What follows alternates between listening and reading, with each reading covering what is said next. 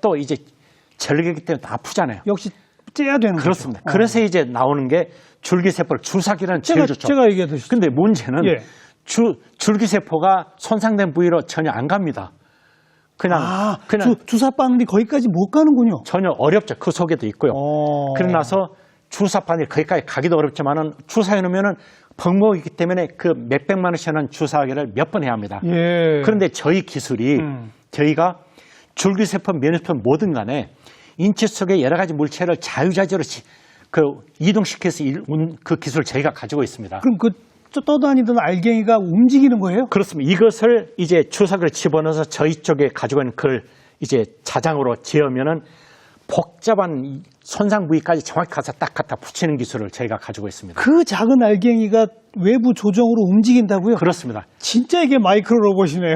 요것은 최근에 여러 군데 이제 국제 의료기기 메이저에서 상당히 관심을 가지고 있습니다.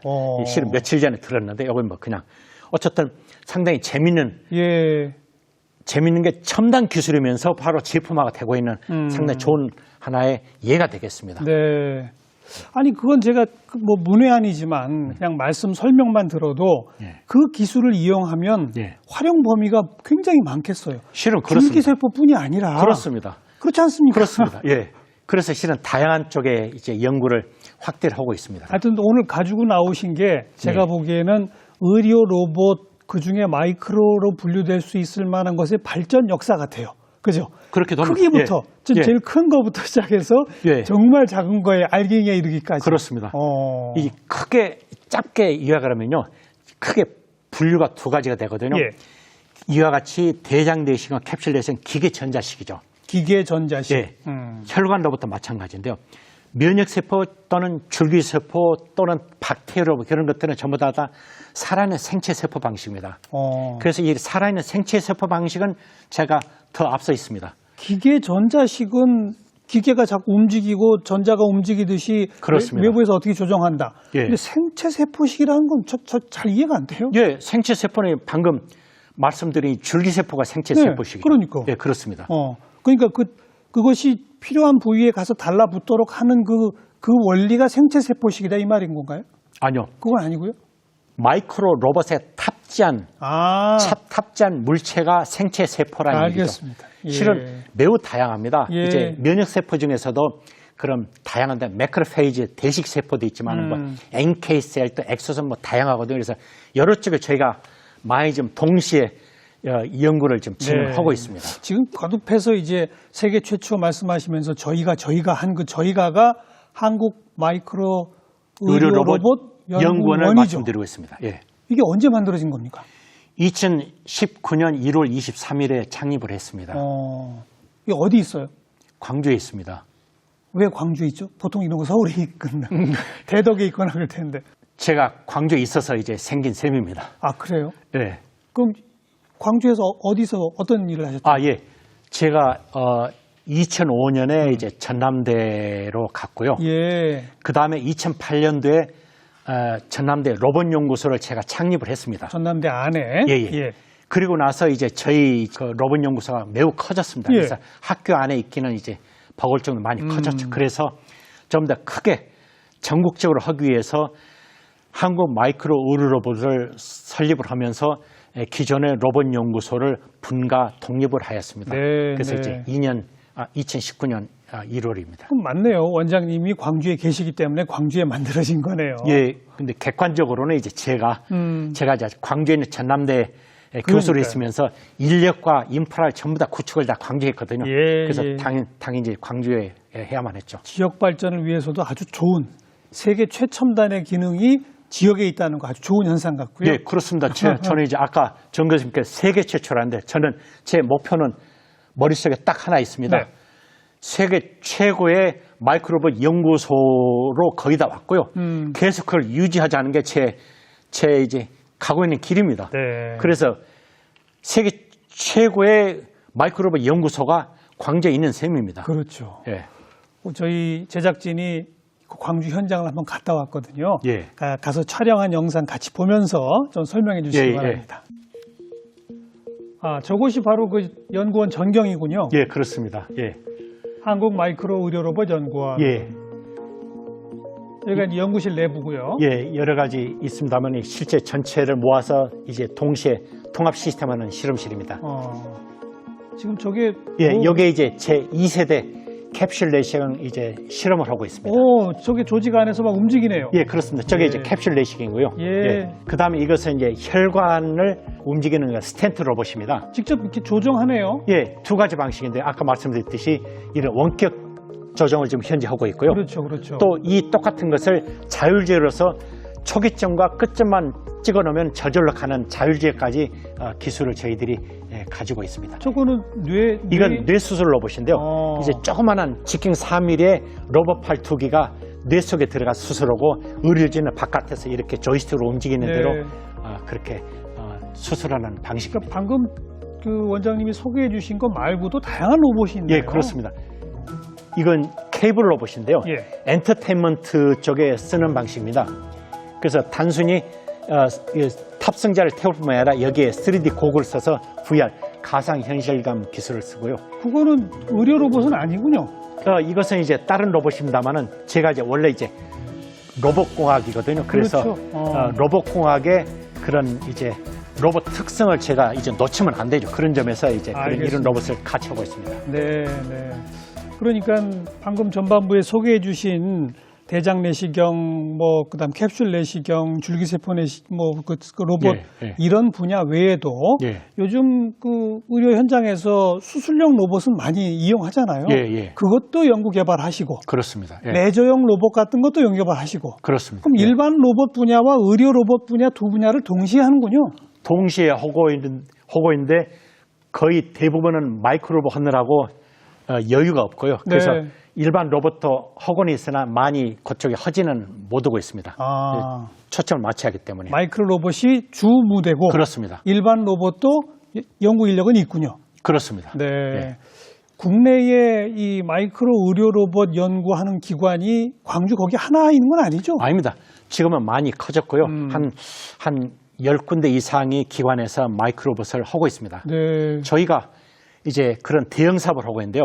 이제 어떤 복지부 대형 사업은 20개 기관이 참여해서 155명의 전문 인력을 같이 하고 있습니다. 공동 연구로. 그렇습니다.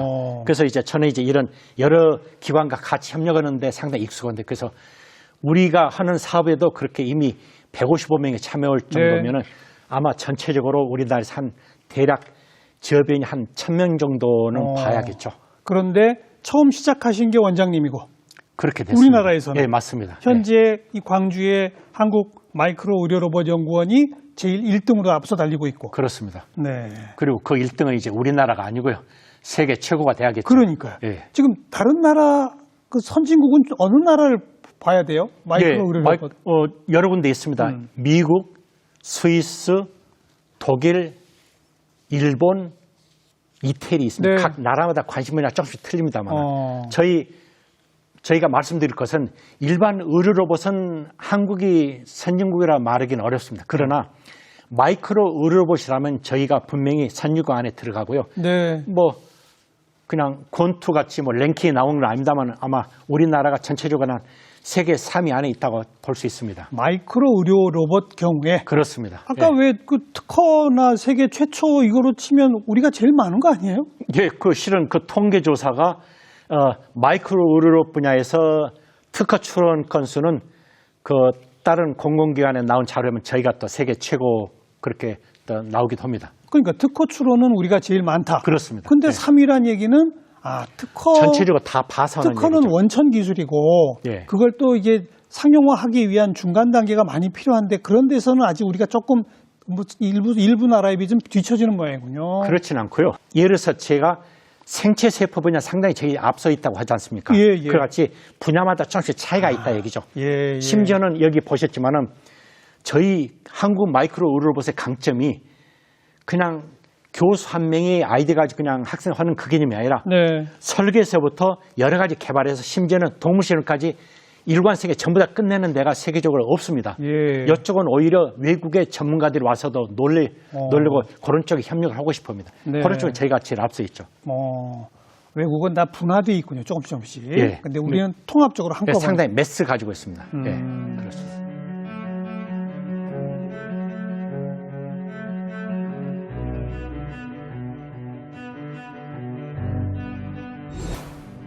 need another story, something to get off my chest. My life gets kinda boring, need something that I can confess. Till on my sleeves I stained red from all the truth that I've said. Come by it honestly, I swear. Thought you saw me wink, no, I've been on the brink. So tell me what you want to hear, something that'll light those ears. I'm sick of all the insincere, so I'm gonna give all my secrets away. This time, don't need another perfect line. Don't care if critics ever jump in line. I'm gonna give all my secrets away. This time, don't need another perfect line. Don't care if critics ever jump in line. I'm gonna give all my secrets away.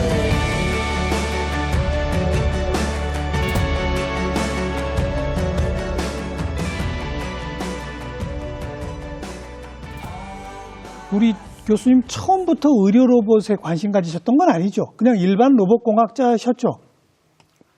그 당시에는 의료 로봇이라는 단어도 없었죠. 제가 박사할 때는. 아예 단어가 없었어요.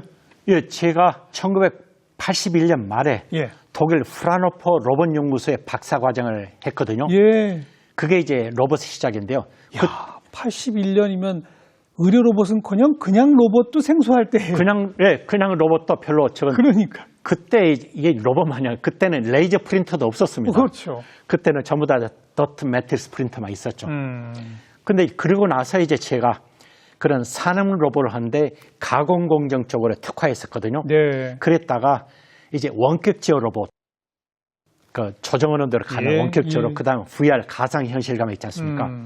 그런 가상 현실감 로봇을 개발하고 있었고요. 저는 이제 제가 독일에서 공부했는지 현장을 상당히 중시했습니다. 그래서 이제 낮에는 기업에 돌아다니고 저녁에는 이제 연구를 했는데요. 독일이 그런 풍토가 있어요. 상당히 강합니다. 특히 프라노프가 강한데요. 이제 그렇게 하다가 원격 제어가 의료 로봇 조정이 상당히 중요하지 않습니까? 예. 그래서 일반 수술 로봇 쪽을 하다가 실은 사람마다 왠지 모르게 뭔가 하고 싶은 분야가 다 있잖아요. 네. 근데 저는 마이크로 의료 로봇을 왠지 하고 싶었습니다. 왠지입니다. 정말 왠지입니다.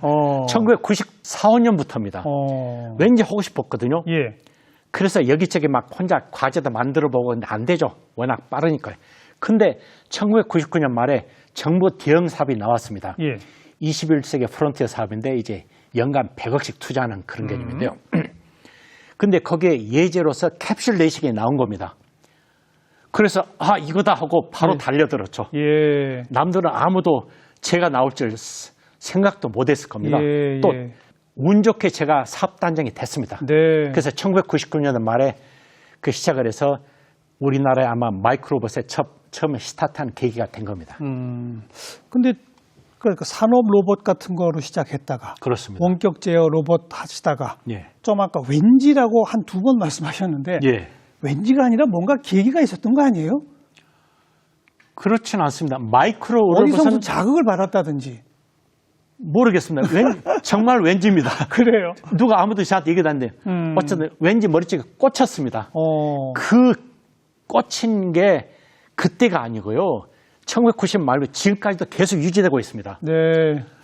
저는 마이크로 로봇에 그렇게 계속 살아온 겁니다.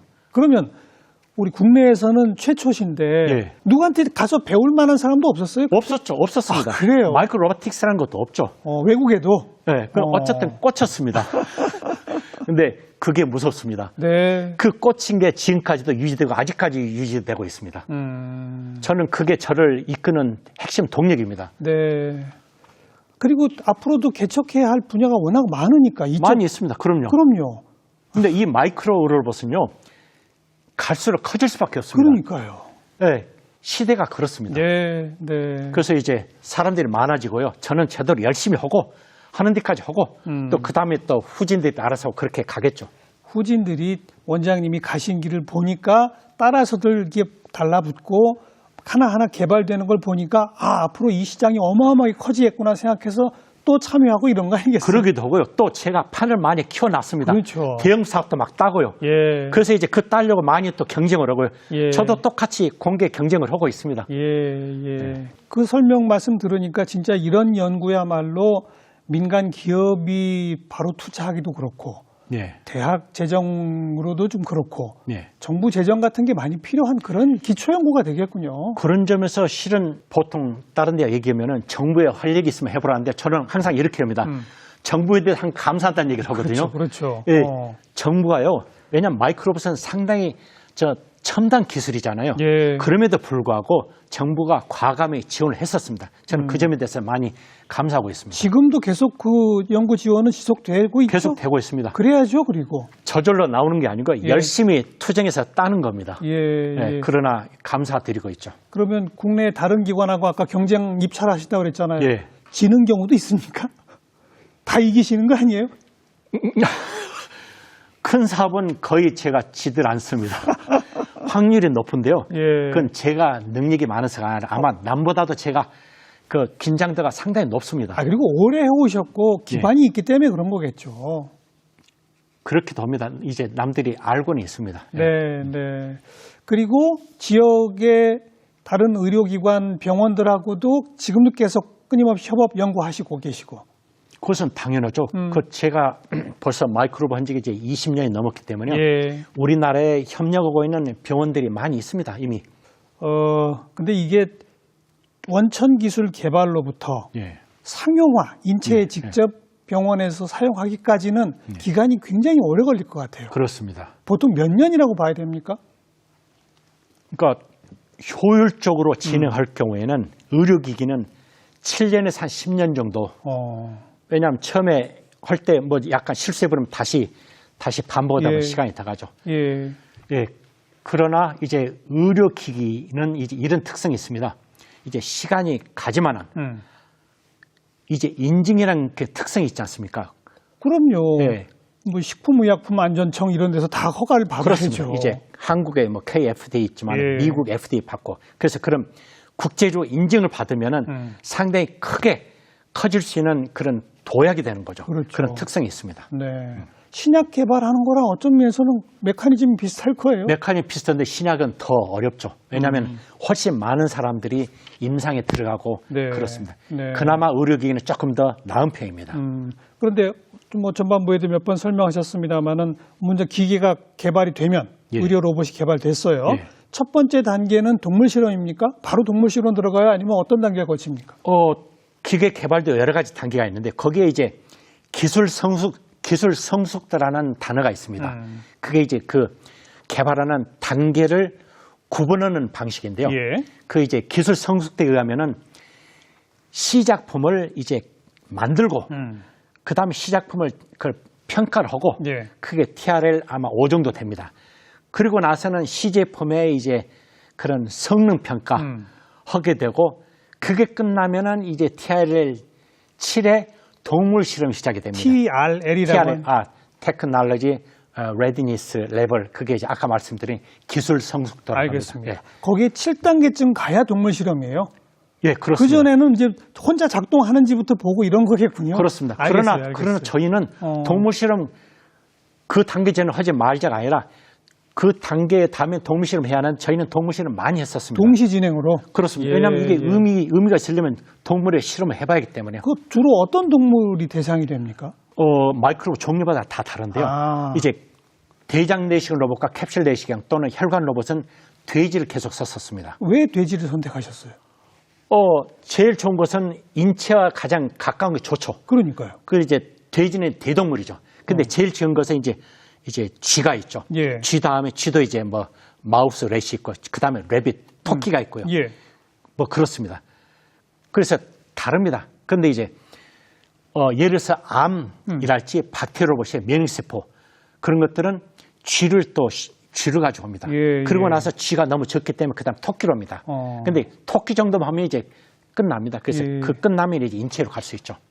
그런데 실제로 조직 안에서 활동하는 움직이는 것까지 해보려면 사이즈가 커야 되니까 돼지가 선택이 된다. 그 말이로군요. 그렇죠. 가급적이면 인체하고 비슷해야 좋기 알겠습니다. 때문에 그렇습니다. 예. 그 다음에 인체 실험도 뭐 몇 사람 정도 대상으로 하는 거예요? 아니면 그것도 이제 의료기 종류에 종류마다 따라 1상, 달라요. 2상, 3상, 4상이 있거든요. 어. 그래서 어떤 것은 10명, 몇십 명, 몇백 명 예. 전부 다 다릅니다. 그래서 예. 이와 같이 마이크로로부터 인체를 들어가기, 인체 허기고요. 네. 그다음 암세포 이런 것들은 실제 인체 깊숙이 들어가기 때문에 네. 적어도 3상 이상을 해야 합니다. 그래서 가고요. 그래서 인체 임상시험 하고 네. 그러고 나서 이제 의료기 인증을 또 받아야 합니다. 그렇죠. 그리고 또 그러니까 7년에서 10년 걸리는 그렇습니다. 사입니까? 아니요, 그것은 7년, 10년 그 넘어갈 수가 있습니다. 더 넘어가죠. 그러고 나서 또 보험수가 산정을 또 해야 하거든요. 그럼 거기서부터 이제 또 수익 관련된 게 또 딴 얘기입니다만. 종합적으로 오늘 말씀을 듣고 나니까 예. 마이크로 의료 로봇 분야는 오랫동안 달려오셨긴 했습니다만 예. 세계적 기준으로 봐도 아직 초보 단계군요. 초보 단계입니다. 그러나 그렇죠? 그러나 선점을 해야 합니다. 그렇죠. 특허가 많은 이유가 그냥 많은 게 아니라 선점을 한 겁니다. 예. 그러니까 우리가 선진국이 못 되면은 의료 로봇도 일반 수술 로봇도 외국 특허에 가려서 안 됐거든요. 안 되죠. 근데 지금 마이크로는 거꾸로 우리가 장벽을 쳐놓기 때문에 남들이 이제 외국에서 들어오기 어려울 겁니다. 그렇게 되면 앞으로 열릴 시장의 규모는 뭐 예측 불가할 만큼 어마어마하지 않겠습니까? 그렇게 기대를 하고 있습니다. 네. 네. 그 길을 앞장서 달려오신 원장님 존경스럽습니다. 아닙니다. 그냥 즐거움, 재미죠. 지금 뭐 대학으로 치면 정년퇴직 훨씬 지나신 연세인데 지금도 연구하시고 연구원 직접 꾸리시고 사업 다 챙기시고 하시는 거죠? 그렇죠. 저는 거기에 대해 제가 말씀드려도 되는지 모르겠습니다만 조금 주관적인 의견인데요.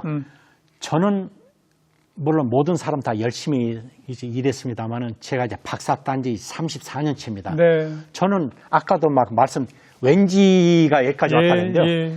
그때부터 지금까지 아무 차이가 없습니다. 모르지만 마이크로 하고 싶은 마음이 열심히 왔고요. 예. 오고 있고 앞으로도 계속 그렇게 아마 갈 것 같습니다. 계속 가주시기 바랍니다. 감사합니다. 진짜 대한민국을 1등으로 만들어주세요. 저는 머릿속에는 가득합니다. 네. 오늘 말씀 잘 들었습니다. 예, 고맙습니다. 예, 감사합니다. 예.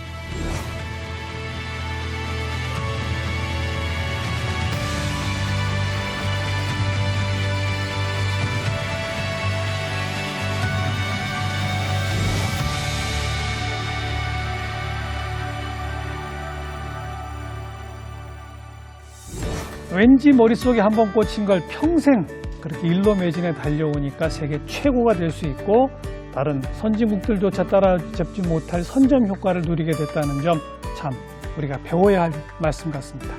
다음 시간 또 뵙죠. 안녕히 계십시오.